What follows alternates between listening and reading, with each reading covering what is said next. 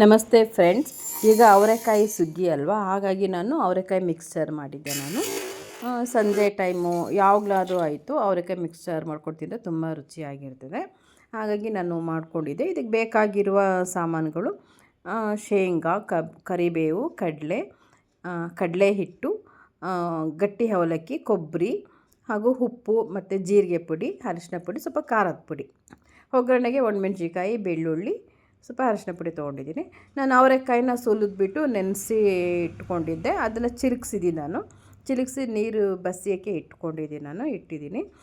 ಈಗ ಕಡಲೆ ಹಿಟ್ಟು ತೊಗೊಂಡಿದ್ದೀನಿ. ನಾನು ಕಡಲೆ ಹಿಟ್ಟಿಗೆ ಅರಿಶಿನ ಪುಡಿ, ಜೀರಿಗೆ ಪುಡಿ ಮತ್ತು ಉಪ್ಪು, ಸ್ವಲ್ಪ ಸಕ್ಕರೆ ಪುಡಿನೂ ಹಾಕ್ತಾಯಿದ್ದೀನಿ.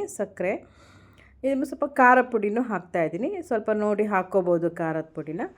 ಹಾಗಾಗಿ ನಾನು ಸ್ವಲ್ಪ ಖಾರ ಪುಡಿ ಹಾಕಿ ಚೆನ್ನಾಗಿ ಕಲಿಸ್ಕೊಳ್ತೀನಿ. ಒಂದು ಸ್ವಲ್ಪ ಚಪಾತಿ ಹಿಟ್ಟಿಗಿಂತ ಇನ್ನೊಂದು ಸ್ವಲ್ಪ ಮೆದುವಾಗಿ ಕಲಸಿಟ್ಕೊಳ್ತೀನಿ ನಾನು. ಏಕೆಂದರೆ ಅದು ಚಕ್ಲಿ ಹೋಳಿನಲ್ಲೇ ಅದು ಪ್ರೆಸ್ ಮಾಡಿದಾಗ ಚೆನ್ನಾಗಿ ಬರಬೇಕು ಅಂತ ಹೇಳಿ, ಖಾರ ಸೇವ್ ಮಾಡ್ಕೋಬೇಕಲ್ಲ. ಹಾಗಾಗಿ ಈ ಥರ ಒಂದು ಹದದಲ್ಲಿ ಕಲಸಿಟ್ಕೊಳ್ತೀನಿ. ನೋಡಿ, ಇಷ್ಟ ಹದದಲ್ಲಿ ಕಲಸಿಟ್ಕೊಂಡ್ರೆ ಸಾಕು. ಇದರಲ್ಲೊಂದು ಸ್ವಲ್ಪ ಎತ್ತಿಟ್ಕೊಳ್ತೀನಿ. ಒಂದು ಸ್ವಲ್ಪನೇ ಅದು ಬೂಂದಿ ಖಾರ ಮಾಡ್ತೀವಲ್ಲ, ಆ ಥರ ಖಾರ ಮಾಡ್ಕೊಳ್ಳೋಕ್ಕೆ ಅಂತ ಹೇಳಿ ಒಂದು ಸ್ವಲ್ಪ ನೀರು ಹಾಕಿ ಈ ಥರ ತೆಳುವಾಗೆ ಮಾಡ್ಕೊಳ್ತೀನಿ ಈ ಹದದಲ್ಲಿ. ನೋಡಿ, ಇಷ್ಟು ಮಾಡಿಕೊಂಡ್ರೆ ಸಾಕು, ಚೆನ್ನಾಗಾಗುತ್ತದೆ. ಒಂದು ಈ ಹದದಲ್ಲಿ ಮಾಡಿಕೊಂಡ್ರೆ ಬೂಂದಿ ಖಾರ ಚೆನ್ನಾಗಿ ಬರ್ತದೆ. ಹಾಗಾಗಿ ನೋಡಿ, ನಾನು ಈ ಹದದಲ್ಲಿ ಮಾಡ್ಕೊಂಡಿದ್ದೀನಿ. ನಾನು ಎಣ್ಣೆ ಸ್ವಲ್ಪ ಹಾಕ್ಕೊಂಡಿದ್ದೀನಿ. ಒಂದೇ ಸಲ ಎಣ್ಣೆ ಹಾಕ್ಕೊಳ್ತೀನಿ ನಾನು, ಮತ್ತು ಪುನಃ ಹಾಕಲ್ಲ. ಯಾಕಂಗೆ ಎಲ್ಲದನ್ನು ಅದರಲ್ಲೇ ಆ ಎಣ್ಣೆನಲ್ಲೇ ಕರೆದ್ಬಿಡ್ತೀನಿ. ಹಾಗಾಗಿ ಇಷ್ಟೊಂದು ಎಣ್ಣೆ, ಒಂದು 1/4 ಲೀಟ್ರಷ್ಟು ಹಾಕ್ಕೊಂಡಿದ್ದೀನಿ ಎಣ್ಣೆ ನಾನು. ಯಾಕೆಂದರೆ ಕಾಳೆಲ್ಲ ತುಂಬ ಇರುತ್ತಲ್ಲ, ಹಾಗಾಗಿ ನೋಡಿ ಶೇಂಗಾ ಹಾಕ್ತಿದ್ದೀನಿ. ಶೇಂಗಾ ಹಾಕಿ ಚೆನ್ನಾಗಿ ಕರ್ಕೊಳ್ತೀನಿ. ಸಿಹಿಯಾಗಿ ಕರ್ಕೋಬಾರ್ದು, ಚೆನ್ನಾಗೇ ಕರೆದ್ರೆ ಕರಮ್ ಅಂತ ಬರುತ್ತದೆ, ತುಂಬ ಚೆನ್ನಾಗಿರ್ತದೆ. ಹಾಗಾಗಿ ಈ ರೀತಿ ನೋಡಿ ಒಂದು ಹದದಲ್ಲಿ ಶೇಂಗಾನ ಕರ್ಕೊಳ್ತಾ ಇದ್ದೀನಿ ನಾನು. ಈ ಹದಲ್ಲಾದರೆ ಸಾಕು. ಸ್ವಲ್ಪ ತುಂಬ ಉರಿಯಲ್ಲಿ ಕರ್ಕೋಬಾರ್ದು, ಸೀದೋಗುತ್ತೆ, ಕರಿಬಾರ್ದು.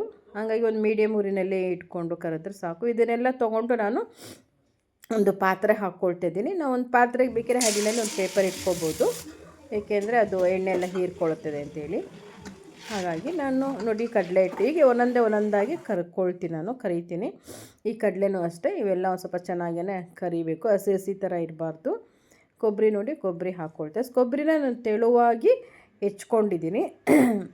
ತೆಳುವಾಗಿ ಈ ಕೊಬ್ಬರಿ ಈ ಥರ ಬೆಳ್ಳಗೆ ನಾವು ಕರಿಬಾರ್ದು, ಸ್ವಲ್ಪ ಈ ಥರ ಕೆಂಬಣ್ಣದಲ್ಲಿ ಕರೆದ್ರೇ ಅದು ಚೆನ್ನಾಗಿ ಬರ್ತದೆ. ಹಾಗಾಗಿ ಕೆಡೋದಿಲ್ಲ, ಏನಿಲ್ಲ, ಚೆನ್ನಾಗಾಗುತ್ತೆ. ನಾನು ಕರಿಬೇವು ಸ್ವಲ್ಪ ಜಾಸ್ತಿನೇ ಹಾಕ್ಕೊಂಡ್ರೆ ಚೆನ್ನಾಗಿರುತ್ತೆ. ಗಟ್ಟಿ ಅವಲಕ್ಕಿ ಹಾಕ್ಕೊಂಡಿದ್ದೀನಿ. ಈಗ ನಾನು ಗಟ್ಟಿ ಅವಲಕ್ಕಿನೂ ಅಷ್ಟೇ ಈ ರೀತಿ ಒಂದು ಅವಲಕ್ಕಿ ಹಾಕಿದ ತಕ್ಷಣ ಸ್ವಲ್ಪ ಹುಬ್ಬುತ್ತೆ, ಆ ಥರ ಕರೆದ್ರೆ ಸಾಕು.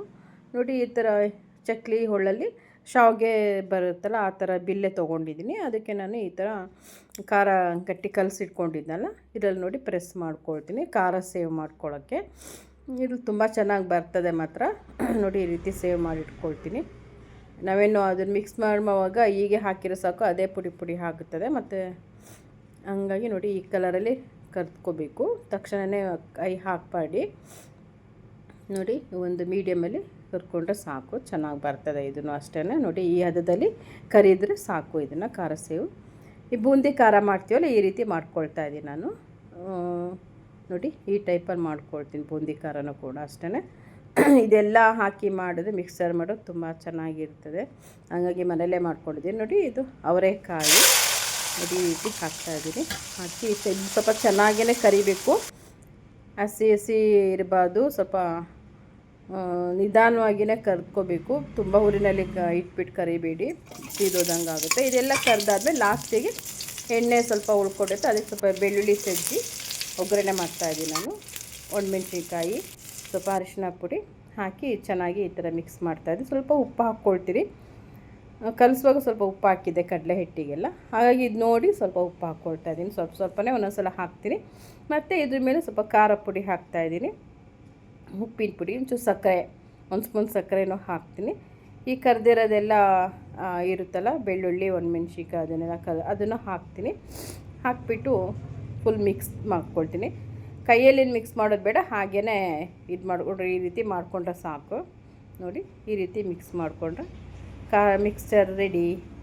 ಹಾಗಾಗಿ ಈ ವಿಡಿಯೋ ಪೂರ್ತಿ ನೋಡಿ, ಲೈಕ್ ಮಾಡಿ, ಶೇರ್ ಮಾಡಿ, ಸಬ್ಸ್ಕ್ರೈಬ್ ಆಗಿ, ಬೆಲ್ ಬಟನ್ ಒತ್ತಿ. ನೋಡಿ ಮಿಕ್ಸ್ಚರ್ ರೆಡಿ ಆಯಿತು. ತುಂಬ ರುಚಿಯಾಗಿರ್ತದೆ. ಈ ಮೆಥಡಲ್ಲಿ ಮಾಡ್ಕೊಳ್ಳಿ.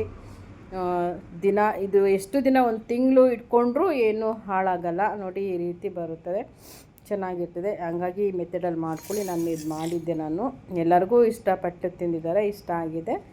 ನೋಡಿ ಎಷ್ಟು ಚೆನ್ನಾಗಿ ಕಾಣ್ತದೆ. ಈ ವಿಡಿಯೋ ಪೂರ್ತಿ ನೋಡಿದ್ದಕ್ಕೆ ಥ್ಯಾಂಕ್ ಯು. ಬಾಯ್.